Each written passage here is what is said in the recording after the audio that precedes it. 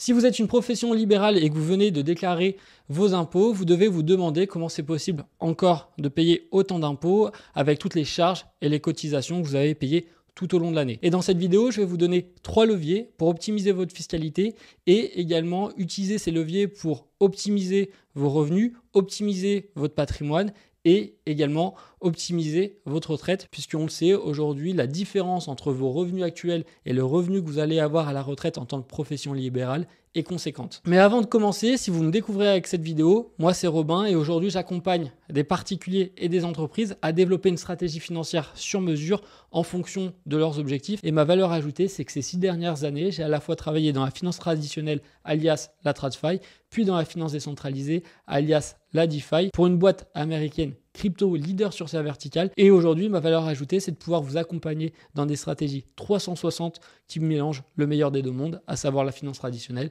et la finance décentralisée. Donc, ce que je vous propose, c'est qu'on passe directement sur mon écran et les 3 leviers qu'on va utiliser pour baisser votre fiscalité. Le premier, ça va être ce qu'on appelle le PE et le PERCO. Aujourd'hui, si vous êtes une profession libérale, vous êtes sûrement avec le statut de BNC et donc vous allez avoir tout au long de l'année des recettes et des dépenses.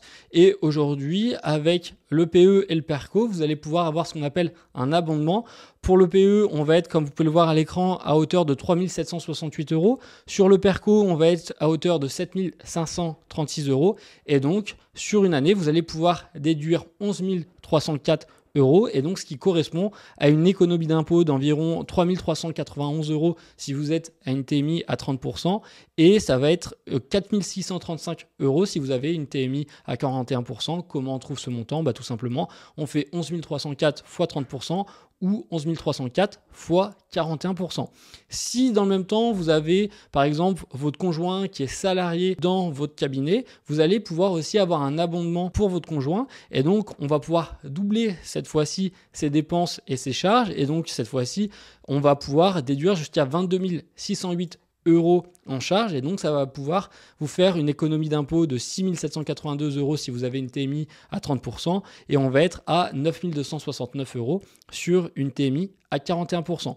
Le premier avantage du PE, c'est que aujourd'hui, si vous êtes justement sur une TMI à 30 ou 41%, ça peut faire énormément d'impôts impayés. On a vu que justement, vous allez pouvoir déduire une partie, mais surtout cette somme que vous avez investie dans votre PE, donc à savoir 3 768 € plus la partie que vous allez devoir rajouter de votre côté, on va être environ sur 5 000 € chaque année. Sur cette partie-là, vous allez simplement devoir payer les prélèvements sociaux de 17,2, et donc vous allez pouvoir faire une économie d'impôt supplémentaire quand vous allez vous reverser ça dans 5 ans, puisque l'inconvénient du PE, c'est que cette somme va être bloquée au minimum 5 ans. Et également, sur la partie de votre conjoint, par exemple, ou de votre salarié, vous n'avez pas besoin de payer de cotisations sociales, et donc c'est quelque chose de très intéressant. Pour la partie sur le PERCO, on va également aussi avoir des prélèvements sociaux à hauteur de 17,2%. Et l'inconvénient de cette solution-là, c'est que tout simplement, les sommes versées vont être bloquées jusqu'à la retraite. Et donc, ce que je vous encourage vivement à faire, c'est d'aller sur des unités de compte un peu plus risquées. Vous allez pouvoir aller toucher du 5 à 6%, puisque si aujourd'hui, par exemple, vous avez autour de la quarantaine, il vous reste environ 25 ans avant de partir à la retraite. Et donc, cette fois-ci, vous allez pouvoir aller chercher un peu plus de risques, puisque dans la durée, ce risque-là va être rémunéré. Et c'est pour ça que je vous encourage d'aller sur des unités de compte un peu plus risquées, mais un peu plus performantes. Le deuxième levier que vous allez pouvoir utiliser, c'est ce qu'on appelle des SCI en déficit foncier. Et là, cette fois-ci, vous allez acheter des parts, et souvent une part c'est à partir de 10 000 €. Et pourquoi on va acheter des parts plutôt que directement un bien immobilier? C'est que chaque année on va pouvoir moduler un peu le nombre de parts qu'on veut acheter en fonction de sa situation. L'avantage également d'acheter des parts dans une SCI en déficit foncier, si par exemple sur le côté vous avez des revenus fonciers, vous allez pouvoir également gommer cette partie-là en achetant des parts à partir de 10 000 €. Et en plus de ça, en plus de vos revenus fonciers, vous pouvez avoir jusqu'à 10 700 € de déduction sur le revenu global chaque année. Je vais vous donner un exemple juste après. Et le dernier point qui va être intéressant également, c'est que sur ces SCI en déficit foncier, souvent on va utiliser un peu le levier du crédit, et le levier du crédit va avoir 2 avantages qu'on va voir dans quelques secondes.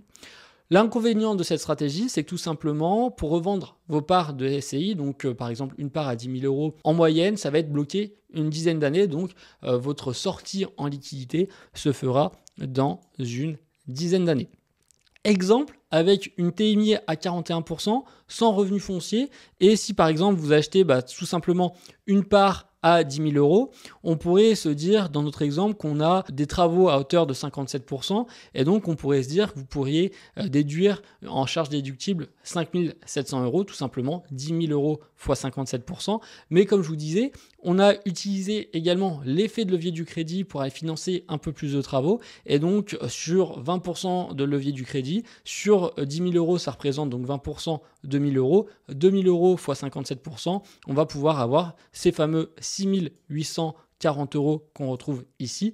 Et donc, si vous êtes sur une TMI à 41%, 6 840 fois 41%, ça va nous faire une réduction d'impôt de 2 804 euros. Imaginons que cette fois-ci, vous n'achetez pas une part, mais deux parts. On va être cette fois-ci sur 6 840 x 2, 13 680.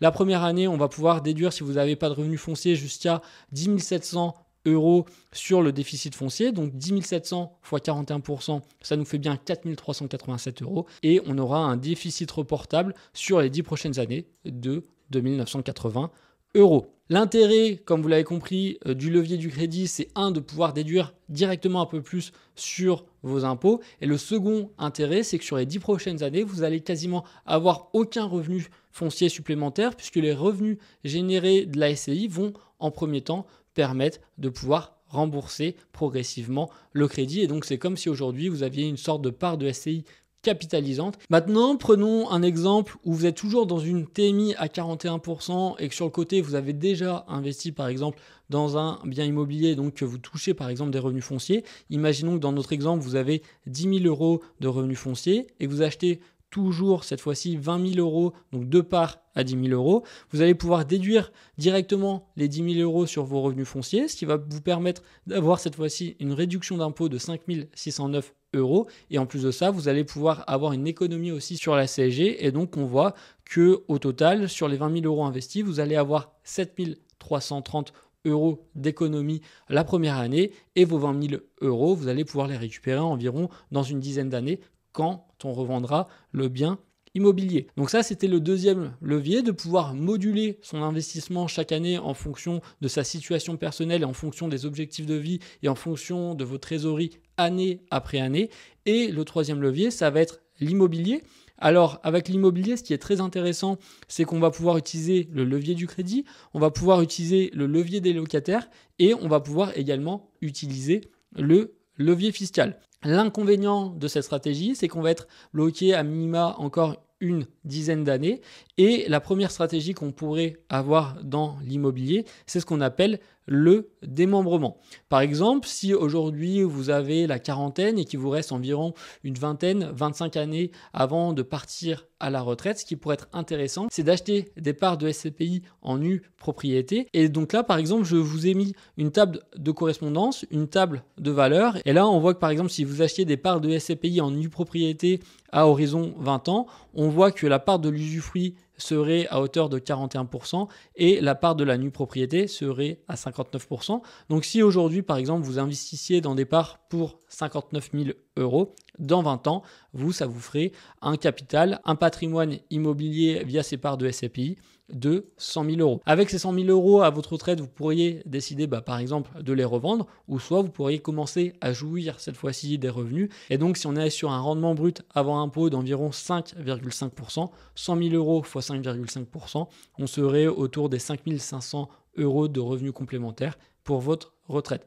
L'autre avantage du démembrement, c'est que si aujourd'hui vous avez par exemple investi dans l'immobilier, les parts en nue propriété ne vont pas compter dans l'IFI. Et le deuxième avantage, c'est que vous allez pouvoir acheter justement de l'immobilier avec une décote qui est plutôt sympathique. À chaque fois, vous allez avoir des inconvénients sur toutes les stratégies qu'on peut vous proposer. La contrepartie, c'est que tout simplement, sur une période de 20 ans, ça peut être assez long de pouvoir trouver justement cette contrepartie qui va acheter de l'usufruit. Sur des périodes un peu plus courtes, de 3 à 5 ans, c'est très facile de trouver l'usufruit puisque tout simplement, comme le rendement va être autour de 7-8%, on a énormément de sociétés qui aiment bien faire travailler leur trésorerie justement sur des périodes de 3 à 5 ans, alors que sur des périodes un peu plus longues, on peut mettre plusieurs mois avant de trouver la contrepartie. Et le deuxième inconvénient, c'est que pour beaucoup, c'est considéré comme de la pierre papier et certaines personnes préfèrent détenir de l'immobilier directement en nom propre. Si c'est votre cas, ce que je vous recommande de faire, c'est d'acheter un bien immobilier, cette fois-ci en loi de Normandie, puisqu'en investissant dans un bien en loi de Normandie, vous allez pouvoir optimiser encore une fois le levier du crédit,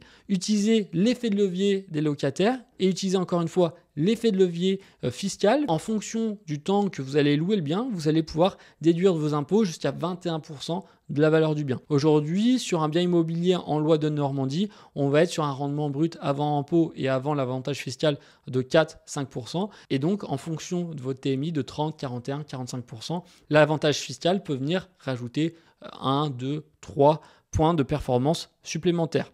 L'inconvénient d'un bien en loi de Normandie, c'est que vous n'allez pas avoir de diversification, puisque aujourd'hui, si vous investissez par exemple en démembrement en nue propriété dans une SCPI, vous allez avoir des centaines, voire des milliers de locataires, donc vous allez avoir un patrimoine immobilier qui va être diversifié, alors qu'aujourd'hui, si vous investissez simplement dans un appartement en de Normandie, vous allez avoir un simple locataire et donc vous allez avoir beaucoup moins de diversification. L'autre inconvénient, c'est que si vous voulez avoir jusqu'à 21% de réduction d'impôt sur la valeur du bien, il va falloir que vous louez au minimum 12 ans votre bien et donc on va avoir encore de la liquidité qui va être bloquée un certain nombre d'années et vous allez avoir un léger effort d'épargne à réaliser tous les mois puisque la mensualité du crédit va être légèrement supérieure aux revenus des locataires et des charges que vous allez devoir payer chaque année. Ça y est, je viens de vous citer les 3 leviers que vous pourriez utiliser pour optimiser votre fiscalité. On a vu qu'avec le PE, vous allez pouvoir optimiser votre fiscalité et votre revenu.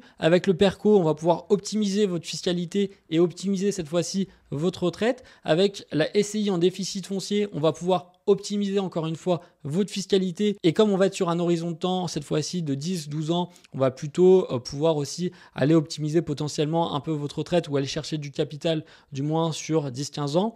Avec le démembrement, cette fois-ci, on ne vient pas directement baisser de l'imposition, mais avec justement ce levier de la décote, on va pouvoir se créer un capital, par exemple, pour la retraite. Et cette fois-ci, avec un bien en loi de Normandie, on va pouvoir optimiser la fiscalité, se créer du capital pour la retraite, se créer aussi un revenu complémentaire pour la retraite. Et le petit point que j'ai oublié sur un bien en de Normandie, comme on va rénover l'entièreté de l'immeuble sur les 20 prochaines années, vous n'allez pas avoir des surprises au niveau de la toiture à refaire, des surprises dans justement les parties communes à refaire. Et donc, c'est vraiment une solution clé en main. Si vous souhaitez qu'on regarde ensemble pour mettre une stratégie personnalisé en fonction de vos objectifs et en fonction de votre situation, vous pouvez toujours prendre un appel de 15 minutes avec moi. Le lien se trouve en description.